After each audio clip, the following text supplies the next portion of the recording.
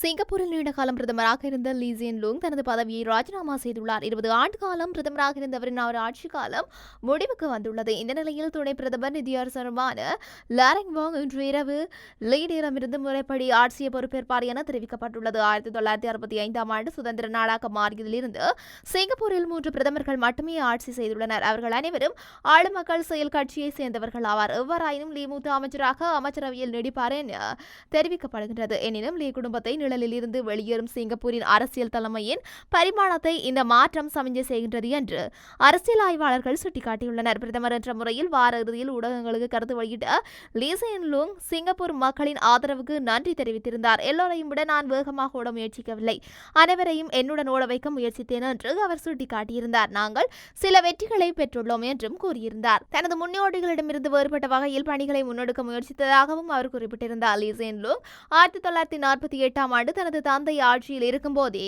பின்வரிசை உறுப்பினராக அரசியல் இணைந்தார். 2004ஆம் ஆண்டு தலைமையேற்கும் முன் சிங்கப்பூரின் 2வது பிரதமர் கோவின் கீழ் அவர் பதவி உயர்வு பெற்றார். அவரது அரசியல் வாழ்க்கையின் முதல் வருடங்கள் தவிர்க்க முடியாத தீவிரமான விமர்சனங்களை எதிர்கொண்டார். எனினும் 2 தசாப்தங்களுக்கு மேலாக சிங்கப்பூரின் தலைவராக லீ தனது முத்திரையை பதித்தார். அவரின் ஆட்சியின் கீழ் சிங்கப்பூரின் பொருளாதாரம் பன்முகப்படுத்தப்பட்டு வளர்ந்ததுடன் சர்வதேச நிதி சக்தியாகவும் சிறந்த சுற்றுலா தலமாகவும் மாறியது. அதன் தனிநபர் மொத்த உள்நாட்டு உற்பத்தி கடந்த 20 ஆண்டுகளில் 2 மடங்காக அதிகரித்துள்ளது. பல மந்தநிலைகள், உலகளாவிய நிதி நெருக்கடிகள் மற்றும் கோவிட் தொற்றுகளிலிருந்து நாட்டை திறமையாக வழிநடத்திய பெருமை லீயின் அரசாங்கத்திற்கு உண்டு என்பதும் குறிப்பிடத்தக்கது. சீனாவின் சுமார் 45 போர் விமானங்கள் தைவான் எல்லையை மீறி அச்சுறுத்தல் விடுத்துள்ளதாக அந்த நாட்டு பாதுகாப்பு அமைச்சு தெரிவித்துள்ளது. தைவானின் புதிய ஜனாதிபதி பதவியேற்க இன்னும் ஒரு வாரமே உள்ள நிலையில் சீனாவின் அத்துமீறலை தைவான் கண்டித்துள்ளது. இதுகுறித்து தைவான் பாதுகாப்பு அமைச்சு விடுத்துள்ள அறிக்கையில் தெரிவிக்கப்பட்டுள்ளதாவது: நேற்று சுமார் 25 சீன போர் விமானங்கள் உள்ளிட்ட ஆளில்லா விமானங்களை தைவான் எல்லை மீறி 2 மணி நேர இடைவெளியில் பறந்தன. தைவான் மீது ராணுவ அழுத்தத்தை அதிகரிப்பதற்கான அதன் மூலோபாயத்தின் ஒரு பகுதியாக சீனா தைவானை சுற்றி போர் விமானங்கள், ஆளில்லா விமானங்கள் மற்றும் போர் கப்பல்களை அனுப்பி வருகின்றது. கடந்த செப்டம்பரில் தைவானை சுற்றி மிகப்பெரிய அளவில் 103 போர் விமானங்கள் மற்றும் ஆளில்லா விமானங்களை அனுப்பியது. இவற்றில் 40 விமானங்கள் எல்லையை தாண்டியதாக கூறப்படுகின்றது. இதனிடையே நேற்று முன்தினம் 3 சீன போர் கப்பல்கள் தடை செய்யப்பட்ட பகுதிகள் பிரவேசித்து 3 மணி நேரம் பயணித்ததாக தைவான் கடலோர காவற்படை தெரிவித்துள்ளது. சீனாவின் இந்த நடவடிக்கை கடல் பாதுகாப்பை தீவிரமாக பாதிப்பதாகவும் அமைதி மற்றும் ஸ்திரத்தன்மையை குறைப்பதற்கு உட்படுத்துவதாகவும் தைவான் கடலோர காவற்படை தெரிவித்துள்ளது. சீன தரப்பு சுய கட்டுப்பாட்டை கடைபிடிக்க வேண்டுமெனவும் இந்த பகுத்தறிவற்ற நடத்தை உடனடியாக நிறுத்துமாறும் தைவான் மேலும் தெரிவித்துள்ளது.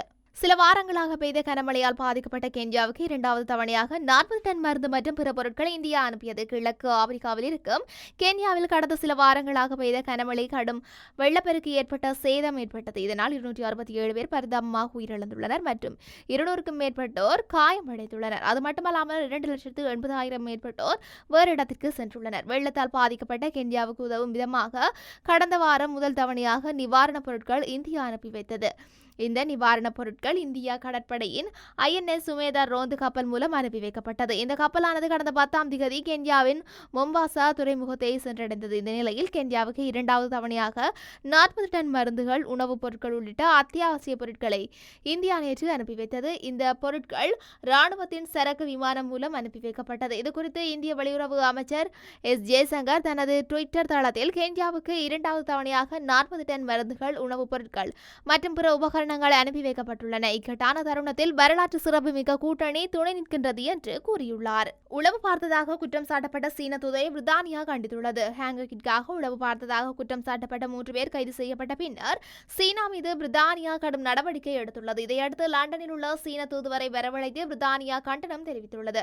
பிரித்தானிய வெளியுறவு, காமன்வெல்த் மற்றும் மேம்பாட்டு அலுவலகம் செவ்வாய்க்கிழமை மே 14, 2024ஆம் தேதி அன்று ஜெங் ஜிங்வாவை அழைக்க தெரியவந்துள்ளது. அத்துடன் கூட்டத்தின் போது பிரித்தானிய அதிகாரிகள் பிரித்தானிய மண்ணில் உளவு வேலை பார்த்து சைபர் தாக்குதல் ஏற்பட்ட போது என்று மீண்டும் வலியுறுத்தியிருந்தனர். குற்றம் சாட்டப்பட்ட உளவு வேலை வழங்கிய சரியான விவரங்கள் இன்னும் வெளிப்படுத்தப்படவில்லை. லண்டனில் உள்ள சீன தூதரகம் பிரித்தானியாவிற்கு குற்றச்சாட்டுகளை கடுமையாக மறுத்துள்ளது. ரொராண்டோவில் ஆட்கடத்தல் குற்றச்சாட்டின் அடிப்படையில் ஒருவர் கைது செய்யப்பட்டுள்ளார். ஓஸ்டிவா அமைந்துள்ள ஹோட்டல் ஒன்றில் வைத்து குறித்த நபரை போலீசார் கைது செய்துள்ளனர். டிரட்டன் பிராந்திய போலீஸ் சேவை அதிகாரிகள் குறித்த நபரை கைது செய்துள்ளனர். ரொராண்டோவைச் சேர்ந்த 35 வயதான கென்ட்ரோ வெப்பி என்ற நபரே இவ்வாறு கைது செய்யப்பட்டுள்ளார். ஆட்கடத்தலில் ஈடுபட்டதாகவும் கடத்தப்பட்டவரை பாலியல் தொழிலில் ஈடுபடுத்தி லாபம் ஈட்டியதாகவும் குறித்த நபர் குற்றம் சுமத்தப்பட்டுள்ளது. இந்த சம்பவம் தொடர்பில் மேலதிக தகவல்கள் கிடைக்கப்பெற்றால் அது குறித்து அறிவிக்குமாறு பொதுமக்களிடம் போலீசார் கோரியுள்ளனர். கனடாவில் தற்காலிக விசாவில் உள்ள பலருக்கு நிரந்தர குடியுரிமை வழங்க தீர்மானிக்கப்பட்டுள்ளதாக குடிவரவு அமைச்சர் மார்க் மில்லர் தெரிவித்துள்ளார். கனடாவில் தற்காலிக குடியிருப்பாளர்களின் எண்ணிக்கையை கட்டுப்படுத்துவதற்காக நிரந்தர வதிவிட நிலையை அதிகரிப்பதே இதற்கான சிறந்த தீர்வு என அவர் குறிப்பிட்டுள்ளார். பெரும்பாலானவர்கள் இதில் உள்ளடக்கப்படவுள்ள போதிலும் சிலர் தவிர்க்கப்படுவார்கள் என அமைச்சர் குறிப்பிட்டுள்ளார். மார்க் மில்லர் புதிய தற்காலிக குடியிருப்பாளர்களின் எண்ணிக்கையில் வரம்புகளை நிர்ணயிப்பதற்கான திட்டத்தை அறிவித்திருந்ததிலிருந்து முதன்முறையாக தனது மாகாண மற்றும் பிராந்திய அதிகாரிகள் அமைச்சரை சந்தித்துள்ளனர். வீட்டு சந்தை மற்றும் பிற சேவைகள் மீது ஏற்படுத்தியுள்ள அழுத்தத்தை குறைப்பதே இந்த திட்டத்தின் நோக்கம் என அமைச்சர் குறிப்பிட்டுள்ளார். கனடாவில் உள்ள தற்காலிக குடியிருப்பாளர்களின் எண்ணிக்கையை 5% குறைக்க திட்டமிட்டுள்ளதாக அவர் தெரிவித்துள்ளார். தற்காலிக குடியிருப்பாளர்கள் நாட்டில் தங்குவதற்கு விண்ணப்பித்தால் புதிய திட்டத்தில் அமைய அவர்கள் மாகாண குடியேற்ற திட்டங்களுக்கு கூடுதல் தேவையை உருவாக்கும் என பல அமைச்சர்கள் எச்சரித்துள்ளனர். இந்த நிலையில் தற்காலிகமாக வசிப்பவர்களின் எண்ணிக்கையை குறைப்பதற்காக புதிய விசாக்களில் அமைக்க வேண்டிய வரம்புகளை அரசாங்கம் இன்னும் தீர்மானிக்கவில்லை. எதிர்வரும் நாட்களில் அது தொடர்பான தகவல்களை வெளியிடப்படும் என அமைச்சர் மேலும் தெரிவித்துள்ளார். பிரித்தானியாவில் உள்ள சர்வதேச மாணவர்களுக்கு பெரும் பதற்றத்தை உருவாக்கியிருந்த ஒரு விடயம் தற்போது அவர்களுக்கு பெரும் மகிழ்ச்சியை ஏற்படுத்தும் விடயமாக மாறியுள்ளது. பிரித்தானியா பல்கலைக்கழகங்களில் பயிலும் வெளிநாட்டு மாணவ மாணவியர் 2 அல்லது 3 ஆண்டுகள் பிரித்தானியாவில் பணி செய்யும் வகையில் பட்டதாரி விசா இன்னும் விசா வழங்கப்பட்டு வருகின்றது. ஆனால் அந்த விசாவை மதிப்பாய்வு செய்து அதன் முடிவுகளை இன்று வெளியிட இருப்பதாக பிரித்தானிய அரசு அறிவித்துள்ளது. பட்டதாரி விசா தவறாக பயன்படுத்தப்படக்கூடாது என்பதை உறுதி செய்வதற்காகவே இந்த மதிப்பாய்வு மேற்கொள்ளப்படுவதாக பிரித்தானியா உள்துறை செயலாளரான ஜேம்ஸ் கிளவ்லி தெரிவித்துள்ளார். ஏற்கனவே சர்வதேச மாணவர்களுக்கு கட்டுப்பாடுகள் விதித்தல் தொடரும் நிலையில் இந்த பகுப்பாய்வின் முடிவுகள் மாணவர்களுக்கு பாதகமாக வருமானால் அவர்கள் வேறு நாடுகளை நோக்கி சென்று விடுவார்கள். அதனால் பிரித்தானியாவுக்கு இழப்புகள் என்று கல்வியலாளர்கள் கூறியிருந்தார்கள். ஆனால் மதிப்பாய்வின் முடிவுகள் சர்வதேச மாணவர்களுக்கு பெரும் மகிழ்ச்சியை அளிப்பதாக அமைந்துள்ளன. பட்டதாரி விசாக்கள் தவறாக பயன்படுத்தப்படவில்லை என மீளாய்வின் முடிவுகள் தெரிய வந்துள்ளன. பிரித்தானிய அரசின் புலம்பெயர்ந்த ஆலோசனைகளை கேபினட் சர்வதேச மாணவர்களை 2 அல்லது 3 ஆண்டுகள் வேலை செய்ய அனுமதிப்பது தொடர வேண்டும் என்று ஆலோசனை கூறியுள்ளது குறிப்பிடத்தக்கது.